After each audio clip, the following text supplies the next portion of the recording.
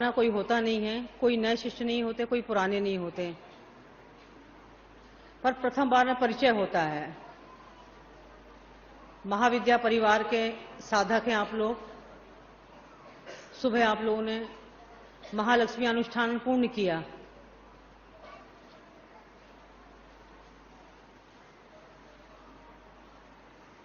कि बंबई की निवासी हैं, महालक्ष्मी अनुष्ठान कराना जरूरी था। आप लोगों की कुल देवी हैं वो। और हर शिविर में, चाहे शिविर बंबई में हो या यूपी में हो, बिहार में हो, महाविद्या परिवार की एक परंपरा है कि बगलामुखी अनुष्ठान होता ही है।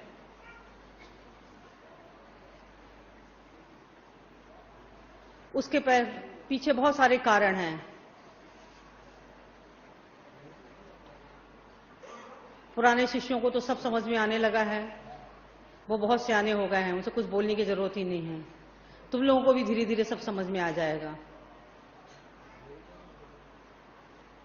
कि हर शिविर में बगलामुखी अनुष्ठान क्यों कराती, क्यों जरूरी है। इतना जरूरी है जितना सांस लेना जरूरी है। कल मैंने आप लोगों से विद्या की बात की थी, अविद्या की बात की थी। मेरी बात समझ में आई थी तुम लोगों को? कल मैंने आपसे विद्या की बात की थी और अविद्या की बात की थी, महाविद्या की बात नहीं की थी।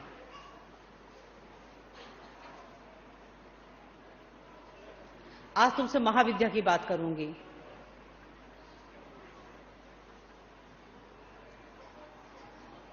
मां बगलामुखी महाविद्या हैं, जीवन में सब कुछ प्रदान करती हैं। वो चाहे तो तुम्हें मिनट्स ऑफ सेकंड्स में, सेकंड्स के भी ज्यादा बोल रही हूं,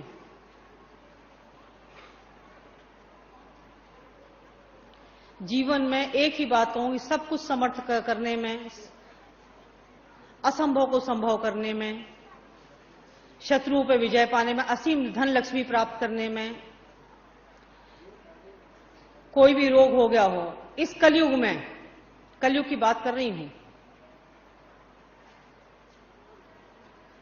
क्योंकि मैं मां बगला का अनुष्ठान स्वयं करती हूं, 6-7 घंटे नित्य करती हूं। तो जो चमत्कारिक परिणाम मैंने देखे हैं और शिष्यों ने भी देखे हैं, वो किसी अन्य चीज में नहीं देखे। वैसे तो सभी 10 महाविद्या एक ही हैं। आप जिस रूप में साधना करेंगे उस रूप के लाभ आपको मिल जाएंगे। जिस रूप का ध्यान करेंगे वो रूप आपको उपलब्ध हो जाएगा। ये रूप देता कौन है? अगर मां बगला स्तंभन शक्ति ना दें तो रूप बन ही नहीं सकता। आप खड़े ही नहीं हो सकते, आप में गुरुत्वाकर्षण ही नहीं आ सकता। जो स्थिरता है, जो दृढ़ता है, जो शरीर में चलने की, उठने की, बैठने की ये क्रिया है, ये कौन कर रहा है? आप लोग सब पढ़े लिखे हैं, बंबई में बैठे हैं, और मैं भी तुम लोगों से बहुत ज्यादा पढ़ी लिखी हूं।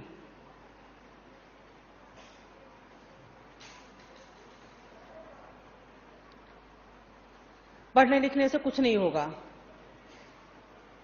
कल मैंने कहा था अविद्या का मार्ग है, विद्या का मार्ग है। कोई डॉक्टर है, कोई इंजीनियर है, किसी के पास फैक्ट्री है, कोई हवाई जहाज चला रहा है, कोई कार चला रहा है, कोई रेलगाड़ी चला रहा है। ये सब चीजें जरूरी हैं, इसके बिना जीवन नहीं चलेगा। डॉक्टर के बिना समाज नहीं चल सकता, इंजीनियर नहीं हो तो कोई पुल नहीं बना सकता। ये समाज के लिए बहुत जरूरी है। कोई वैज्ञानिक नहीं बन सकता। पर बस यही जीवन नहीं है। जब तुम्हें जीवन ईश्वर ने दिया है तो जीवन को समझना पड़ेगा कि जीवन क्या है। रोटी खाना जीवन के लिए जरूरी है, पर रोटी जीवन नहीं है।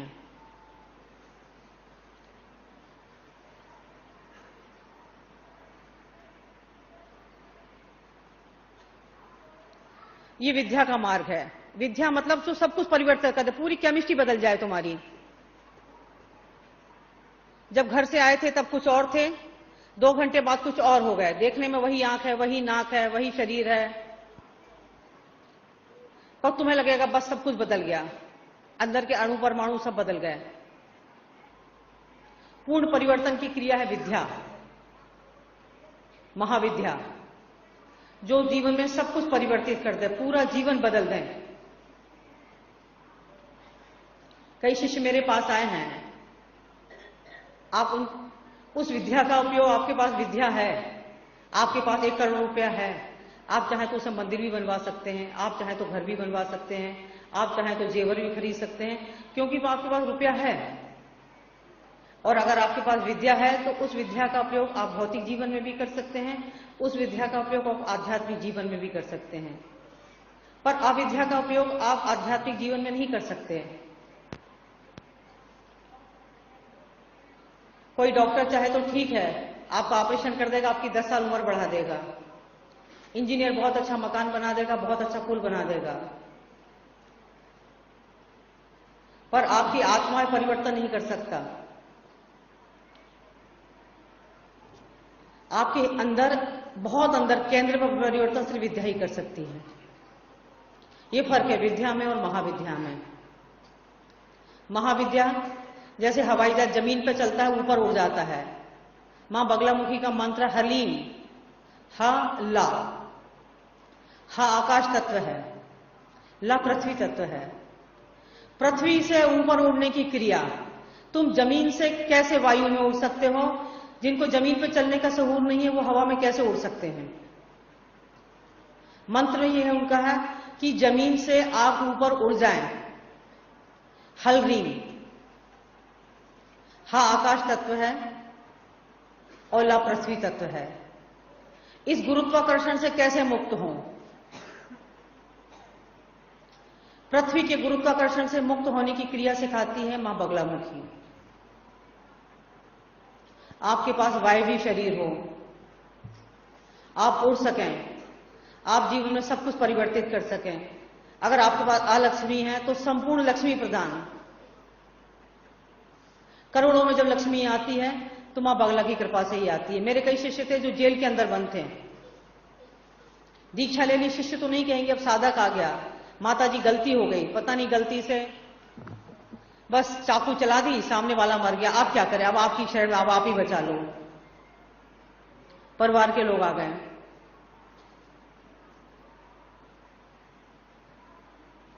पतित के पावन सीताराम, उठे हुए को तो सब कोई उठा देता है, पर कभी कभी पतित को भी उठाना पड़ता है। उसने कहा बेटा बगला साधना कर ले, मैंने देखे तो प्रतिवादी की बुद्धि भ्रष्ट हो जाएगी, जज बैठा उसकी बुद्धि भ्रष्ट हो जाएगी। और वो शिष्य, वो साधक जिसको आजीवन कारावास था, ग्वालियर का शिष्य था, और बहुत सारे लोग सब जानते हैं मेरे पुराने शिष्य, वो आज घूम रहा है। लोग जेल से बाहर आ जाते हैं। ऐसे शिष्य हैं जिनके पास कुछ भी नहीं था, कोई काम नहीं करने के लिए, शादी नहीं हो रही, कितने भी अवरोध हैं, सारे अवरोध दूर करती मां बगलामुखी। कोई सा भी अवरोध हो, शत्रु पर विजय। पर आज के जमाने में पुलिस लाइसेंस देती नहीं है, सरकार से लाइसेंस मिलेगा नहीं आपको कि आप अपने साथ पिस्तौल लेके चलें। किसी को एक चांटा मार नहीं सकते आप, लोग पुलिस में रिपोर्ट कर देंगे आपकी। और जो ज्यादा अच्छे कपड़े पहनता है, पुलिस उसके तरफ ज्यादा देखती, ज्यादा पैसा मिलेगा इससे। फिर आप अपने शत्रुओं का कैसे शत्रु को अपने वश में करेंगे? हर कोई एक दूसरे की टांग खींचने में लगा हुआ है। मैं मारने की बात नहीं करती, पर आपका शत्रु आपके बस में हो, कितना भी शत्रु हो जो तलवार लेके खड़ा है, ऐसे शत्रु आपके बस में हो सकते हैं। कल वो आपके चरण छुएंगे, आपको साष्टांग प्रणाम करेंगे। ये उसकी बुद्धि भी कौन से, बुद्धि बदल गई तो सब कुछ बदल गया।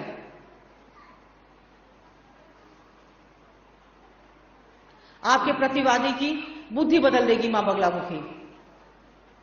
जो कल तलवार लेके आपके सामने खड़ा था, वो देखेंगे दरवाजे में फूल का हार लेके खड़ा है, वो माला पहनाने के लिए तैयार है। आप करके देखें साधना, जीवन में किसी भी क्षेत्र में।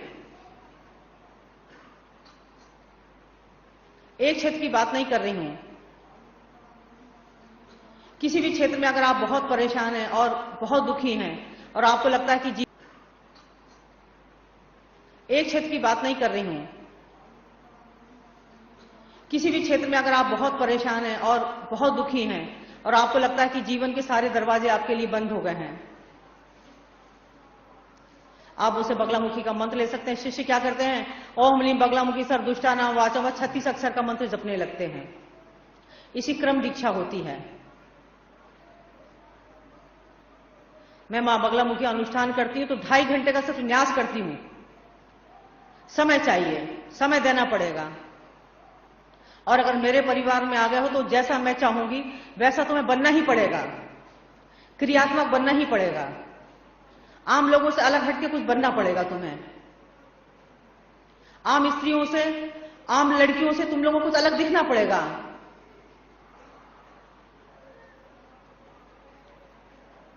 और साधक को ज्यादा नींद नहीं आती। बिना बॉर्नविटा पिए हमारे साधक दिन भर दौड़ते रहते हैं, उन्हें कमजोरी नहीं लगती, क्योंकि ब्रह्मांड से शक्ति खींचते हैं। बरगद के पेड़ को पानी डालने की जरूरत नहीं पड़ती पानी सींचने की, सीधे पृथ्वी से पानी खींच लेता है। वर्षा को नहीं देखता कि वर्षा होगी तब पानी मिलेगा, तब हम हरे भरे होंगे। और जो महाविद्या परिवार का साधक है उसको ना बॉर्नविटा पीने की जरूरत होती है, ना लस्सी पीने की जरूरत होती है, ना टॉनिक की गोलियां खाने की जरूरत होती है। और आम लोगों से ज्यादा ताकतवर होते हैं, आम लोगों से ज्यादा प्रज्ञावान होते हैं, क्योंकि ब्रह्मांड से खींचना आ गया। महाविद्या वो समझ गए सब कुछ, सब कुछ समझ जाना, जीवन के सारे रहस्यों को समझ जाना और पूरे जीवन को समझ जाना, यही महाविद्या है।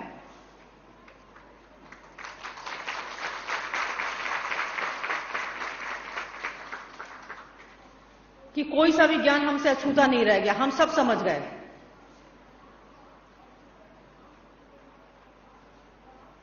ज्ञान तो प्राप्त होता है, मां बगला ही देती है ज्ञान।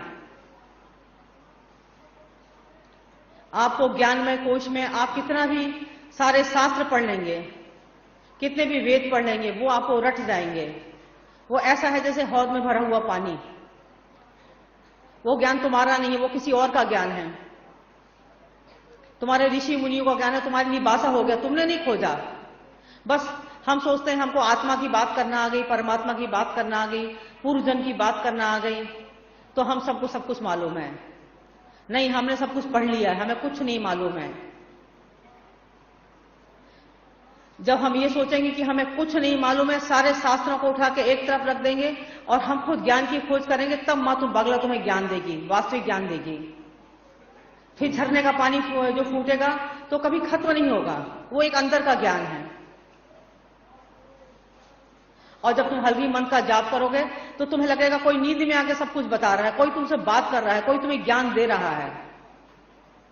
दोस्ती करना है तो विराट से करो, झुकना है तो विराट के सामने झुको। शूद्र से दोस्ती करोगे तो शूद्र हो जाओगे, विराट से दोस्ती करोगे तो विराट हो जाओगे। जिसको पूजोगे वैसे ही हो जाओगे। शिष्यों से कहती हूं, नृत्य करने की बात क्यों कहती हूं? अर्जुन ने कृष्ण की पूजा की, वो अर्जुन की बात नहीं कर रही हूं। सहस्त्र अर्जुन जिनकी सहस्त्र बाहु थी, उन्हें शिव की पूजा की तो नृत्य करते हुए पूजा की। तो शिव ने उन्हें वरदान दे दिया कि तेरे सहस्त्र बाहु हो जाए, क्योंकि इस पूजन में भाव था, महाभाव था। तो उन्हें एक आशीर्वाद मिला कि तेरे सहस्त्र बाहु हो जाए, तू नाच नाच के पूजा कर रहा है। मीरा ने कृष्ण की पूजा की तो नाच नाच की, गा गा के पूजा की, तो कृष्ण ने अपने अंदर ही समाहित कर लिया। ये विद्या का क्षेत्र है। मंत्र जाप ऐसे नहीं करना है कि बस जैसे कोई ड्यूटी कर रहे हैं। मैं जब ट्रेन में जाती हूं तो एयर होस्टेस मिलती हैं, वो कहती गुड मॉर्निंग, मुस्कुराती हैं, पर लगता है कि ड्यूटी पूरी कर रही है, ना नमस्ते कर रही है ना मुस्कुरा रही है। सिर्फ उनको सिखाया गया है कि कोई भी आए प्लेन में चढ़े तो उसको बस मुस्कुरा के बोला है गुड मॉर्निंग, भाव से नहीं है, कोई भाव नहीं है। आंखों में कोई चीज नहीं है, उनकी आंखों में कोई इज्जत नहीं है, कोई आदर नहीं है, सिर्फ मुस्कुराती, उनकी मुस्कुराहट भी नकली है।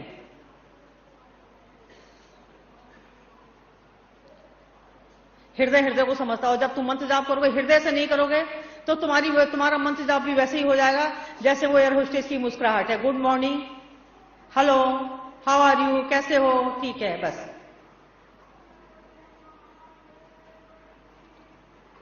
भाव के साथ मंत्र जाप होना चाहिए, भाव के साथ साधना होनी चाहिए। तंत्र के क्षेत्र में आए आप लोग, तंत्र की लोग बहुत बुराई करते हैं, क्योंकि लोगों ने लूटा है तंत्र के नाम पे, पब्लिक को परेशान किया है, इसलिए लोग तंत्र से डरने लगे। लोगों ने कहा तंत्र बस इसका मारण, मोहन, उच्चाटन और ढोंग किया है, पैसा कमाने के लिए ढोंग किया, उनको आता जाता कुछ नहीं है।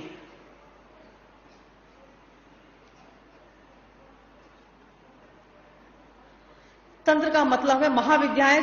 तुम दुर्गा की पूजा करते हो, जब तंत्र क्षेत्र में पूजा करोगे तो तुमको बगला के रूप में पूजोगे। दुर्गा द्वार पर बैठी है, फिर वो महाविद्या की तरफ पूर्ण परिवर्तन। जैसे तुम सांस लेते हो तो सांस आ रही है और जा रही, तुम्हें कुछ करना नहीं पड़ता, हम कहते हैं श्वसन तंत्र, इसलिए उसका नाम दिया तंत्र, क्योंकि तुम्हें कुछ सांस आ रही है और सांस जा रही है, इसलिए उसका नाम दिया स्वतंत्र तंत्र। पाचन तंत्र, भोजन कैसे पचता है, कहां पचता है, कैसे पचता है, इसलिए उसका नाम दिया पाचन तंत्र, क्योंकि सिस्टम बिल्कुल ऑटोमेटिक है, ऑटोमेटिक सब कुछ हो रहा है। और जब मैं अपने गुरु के पास गई तो गुरुजी ने एक ही शब्द कहा था, गुरु की बात धीरे से समझ में आती है, साधना तू ऑटोमेटिक मशीन है, जापानी मशीन है, ऑटोमेटिक, सब कुछ अपने आप हो जाता है। ये बात अभी 3-4 साल से समझ में आई है, क्योंकि गुरु के कोई भी शब्द बोलते हैं तो उसके पीछे कोई रहस्य होता है।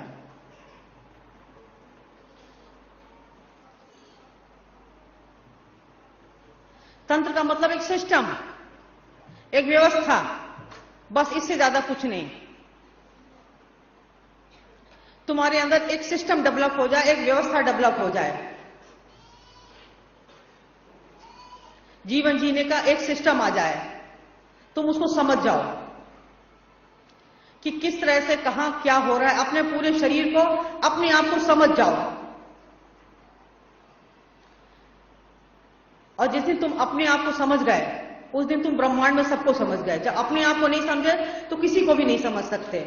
जब आप हल्दी मंत्र पढ़ रहे हैं तो आपको इतनी बारीकी से देखना पड़ेगा कि इस मंत्र का प्रभाव मस्तिष्क के किस कोने में पड़ रहा है, कहां इस तत्व का निवास है, बाएं तरफ है या दाएं तरफ पड़ रहा है, आगे के मस्तिष्क में पड़ रहा है कि पीछे के मस्तिष्क में पड़ रहा है, ये फोन नंबर कहां पे फिट है मेरे माइंड के अंदर। इतनी सूक्ष्म व्यवस्था, इतने सूक्ष्म हो जाओगे, फिर तुम्हारी आंखों से कुछ भी नहीं छुपा रहेगा। एक एक मंत्र का, एक एक शब्द का ये परम चैतन्यता कौन देता है? एक मंत्र देगा, बस कुछ नहीं करना है, कोई रूप का ध्यान मत हो, कुछ जो मैंने मंत्र दिया उस मंत्र को कर लो और सिर्फ पूरा ध्यान उसी मंत्र में लगा लो। देखो कितनी परम चैतन्यता आएगी। तुम्हें लगेगा 1 महीने बाद, 2 महीने बाद, 3 महीने बाद तुम्हें ऐसा लगेगा तुम उड़ रहे हो, तुम्हारा शरीर बिल्कुल हल्का हो गया है। तुम इस लोक की भी नहीं, कई लोगों की यात्रा कर सकते हो, तुम्हें कुछ नहीं करना है। मैं दीक्षा दे दूंगी, तुम मंत्र जाप कर लेना, सिर्फ एक 20 अक्षर जप लेना और हृदय से जप लेना, 2-3 घंटे बैठ के जप लेना, तो ये पूर्ण परिवर्तन हो जाएगा। ये विद्या का क्षेत्र है। मां बगलामुखी सब कुछ परिवर्तित कर देती है और हमें जीवन में पूर्ण उन्नति, पूर्ण भौतिक उन्नति, पूर्ण आध्यात्मिक उन्नति, यही बात मेरे गुरुजी कहते थे। पूर्ण भौतिक उन्नति बाहर की यात्रा है, रोटी की यात्रा है, जरूरी है, मकान की यात्रा है, ऐश्वर्य मिलना चाहिए जीवन में। पूर्ण आध्यात्मिक उन्नति अंदर की यात्रा, तुम्हारे अंदर की यात्रा भी बहुत अच्छी हो सके, तुम्हारे शरीर की यात्रा भी बहुत अच्छी हो सके और दोनों जीवन जीते हुए तुम जीवन में पूर्णता की प्राप्ति कर सको। ये क्रिया करती ही मां बगलामुखी। एक बार क्या हुआ कि राक्षस लोग बहुत देवताओं को परेशान, एक कथा है, राक्षस लोग बहुत परेशान करते थे देवताओं को, तो शंकर जी के पास गए सभी लोग कि कुछ उपाय बताइए आप, हम लोग इन राक्षसों से मुक्ति कैसे पाएं। राक्षस भी हमारे शरीर में, देवता भी हमारे शरीर में है, आप ध्यान से बैठ के मेरी बात सुनेंगे, हिलेंगे भी नहीं। और हमारे अंदर ही राक्षस तत्व है और हमारे अंदर ही देवत्व है, पर हार जाते हैं।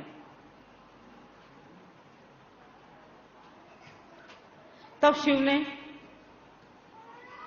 स्त्री के रूप में अवतार लिया, अर्धनारीश्वर रूप में, और राक्षसों से देवताओं की रक्षा की, बुराई से भलाई की रक्षा की। मां बगलामुखी ने अर्धनारीश्वर स्थिति में है। दूसरी कथा यह है, कथा के पीछे भी बहुत रहे कि एक बार बहुत जबरदस्त तूफान आया जिसमें तीनों लोगों का विनाश होने वाला था। तो महाविष्णु ने हरिद्रा सरोवर पर बैठकर महात्रिपुर सुंदरी की साधना की और महात्रिपुर सुंदरी का प्राकट हुआ मां बगला के रूप में। उन्होंने विष्णु भगवान को आशीर्वाद दिया और जिससे वो जो भयंकर तूफान आने वाला था वो थम गया और तीनों लोगों की रक्षा हुई।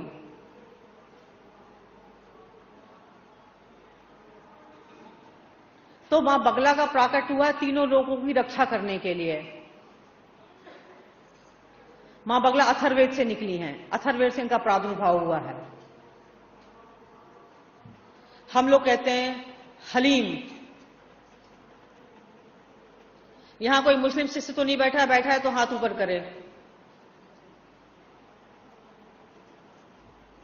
वैसे उनसे डरती वरती नहीं हूं क्योंकि बहुत सारे मुसलमान भी शिष्य हैं और जब मैं बगलामुखी अनुष्ठान करवाती हूं तो उस दिन मैंने देखा है कि जरूर 2-4 मुस्लिम शिष्य आते ही हैं।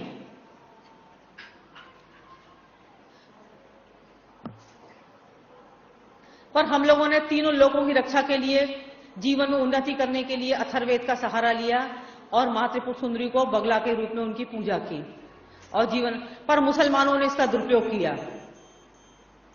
वो कहेंगे सलीम, लंबी जा गया उनमें भी, और उन्होंने मारण, मोहन, उच्चाटन, वशीकरण और सारे गलत काम किए। और तुम लोग तो साधक हो, ये मेरा वादा है कि तुम लोगों को कुछ नहीं होगा क्योंकि मैं कवचित कर दूंगी, मैं दीक्षा दे दूंगी, तुम लोगों पर कोई ना हिंदू कोई तंत्र नहीं चलेगा। पर आम पब्लिक बहुत परेशान हो गई, डरती है माता जी मुसलमानी तंत्र चल गया। एक काम करता था उसको निकाल दिया, तब से ऐसा हो गया। गलत उपयोग किया। धर्म का गलत उपयोग नहीं करना चाहिए। इसलिए देखना जितनी भी दुर्घटनाएं होती हैं तो सबसे ज्यादा उन्हीं की मौत होती है। जो जैसा करता है उसका परिणाम तो उसको भोगना ही पड़ता है।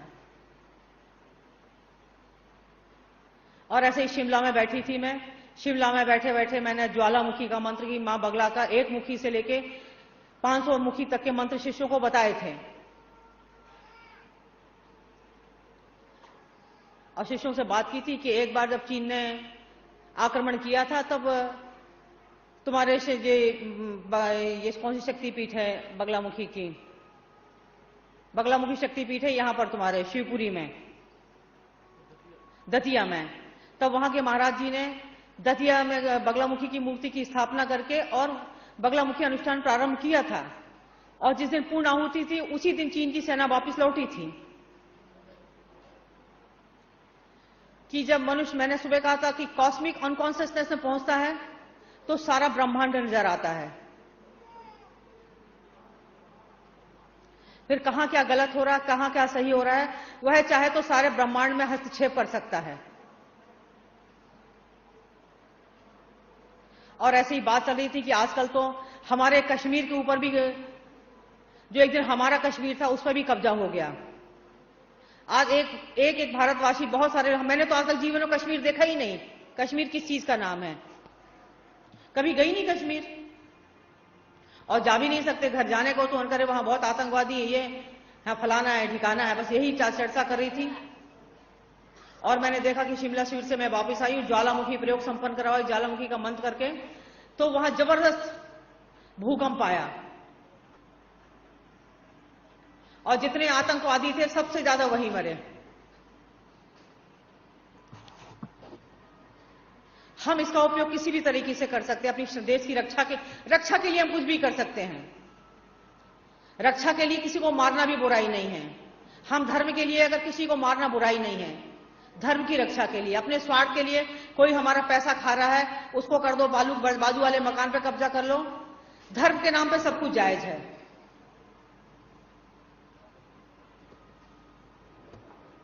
धर्म के लिए हम कोई भी साधना संपन्न कर सकते हैं और शक्ति से प्रार्थना कर सकते हैं।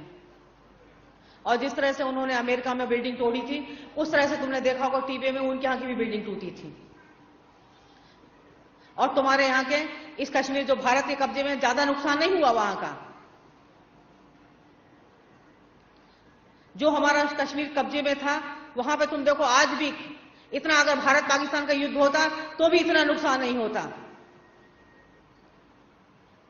युद्ध में अगर होता तो कुछ हमारा भी होता नुकसान, पर जब ऊपर वाली की लाठी पड़ती तो आवाज भी नहीं होती। और जब देश की रक्षा के लिए कोई अनुष्ठान किया जाता है, सर्व की रक्षा के लिए, तो मैंने देखा है कि उसमें जरूर सफलता मिलती है। सारे मनोरथ पूर्ण होते हैं, क्योंकि वो हमारे लिए नहीं है, हमारे परिवार के लिए नहीं होता, वो सामूहिक रूप से कार्य होते हैं। और मैंने इसके चमत्कारिक प्रभाव देखे शिमला से आने के बाद भी। दिल्ली में भी भूकंप आया, शिमला में भी हटके से झट, पर तुम्हारी दीक्षा होगी, तुम लोग अगर कहीं खड़े हो जाओगे, अगर तुम दिल्ली में रहते हो, तुम्हारे एक शिष्य की वजह से पूरा दिल्ली बच जाएगा। तुम लोगों को मालूम नहीं है, अभी अब तो आप लोगों को, तुम लोग निखिलेश्वरन के शिष्य हो, तुम लोगों को क्या दिया जा रहा है? शिष्य एक भी अगर दिल्ली में है और 10 शिष्य अगर मेरे दिल्ली में रहते हैं तो पूरे दिल्ली के लोगों को बचा लेंगे। अगर पूरे 10 शिष्य मेरे बंबई में रहते हैं तो पूरे बंबई वालों को बचा लेते हैं।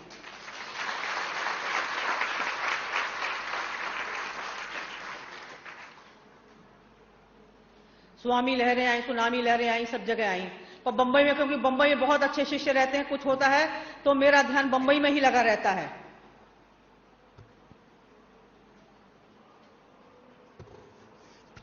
कि शिष्यों के ऊपर आंच ना आए, और एक शिष्य की वजह से सब बच जाते हैं। और आने वाले समय में महाविद्या परिवार के एक एक शिष्य करोड़ों के बराबर होगा। इस देश के लोगों को तुम्हारी जरूरत पड़ेगी।